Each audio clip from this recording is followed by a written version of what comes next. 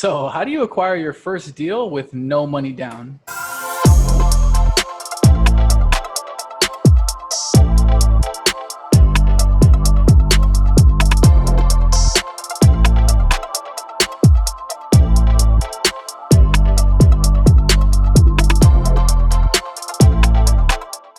Hey everybody, welcome back to the Financial Lit Podcast, your next generational source for financial literacy. Today we're going to talk about how to acquire your first deal in real estate with zero to no money down. Let's get into it. So first and foremost, guys, the name of the game is real estate, right? We're trying to acquire some sort of an asset that's going to produce a cash flow for us so we don't have to trade time for dollars anymore, and we can free up our time to go do what we want to do in life.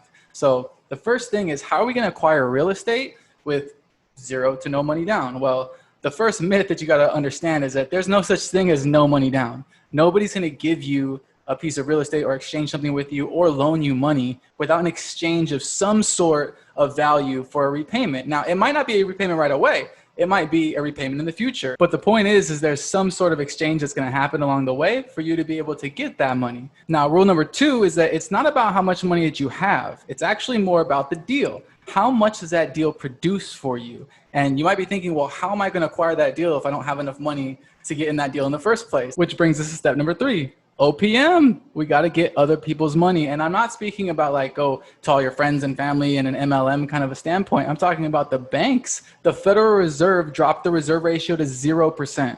I don't know if a lot of you understand what that truly means. That means the banks now do not have to have more than 0% backing their reserves for them to loan credit. What does that mean for me and you? That means banks are falling over themselves to loan people money right now. Not only are interest rates very, very low because of this reserve ratio that is non-existent, but when you combine that with all the free money falling from the sky right now, why would you not get into a syndication? We have stimulus packages for all shapes and sizes that's coming out of the government. We had a $1,200 stimulus check.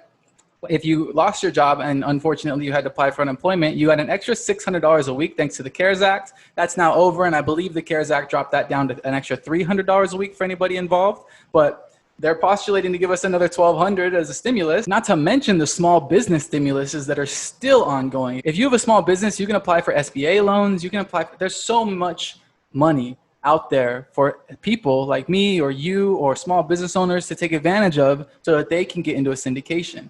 Why would they take advantage of that money to get into a syndication? Well, it would be one of the smartest things they could do. And if you forgot what a syndication is, check it out in my last video. But to quickly cover it, you're essentially squishing your money together with a bunch of other people to acquire an asset that was outside of your wheelhouse of acquisition in the first place.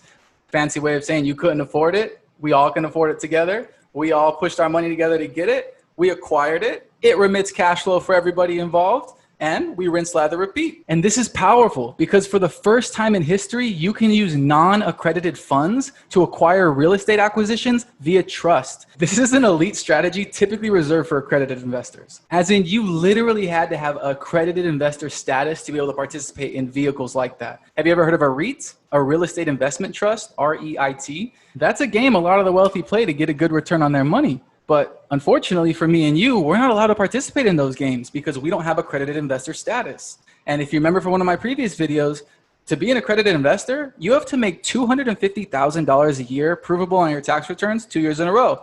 If you're single, if you're married, it's $350,000. And if you can't prove that or have $1 million in assets, caveat, that if you can't prove that, you are not an accredited investor. You won't gain that status. And if you don't have that status, you can't put your money where the elite put their money and park it in trust vehicles like that to protect it and grow that wealth exponentially. However, now in comes iCoVest, you have an IVA account. This is exactly the same principle, but in a parallel jurisdiction. Instead of being in the commercial jurisdiction with commercial trusts, you have a sovereign ecclesiastical trust. It's an FBO, a faith-based organization, and it allows you unparalleled protection for your assets, your wealth creation, exponential growth in these types of vehicles, and we can syndicate real estate together so that I can free you, you can free me, and together the sky's the limit, guys. So that's all I got for you guys today. If you liked it, give me a thumbs up. Make sure you comment in the section below, share this video with somebody, subscribe to the channel, and let's be financially free together.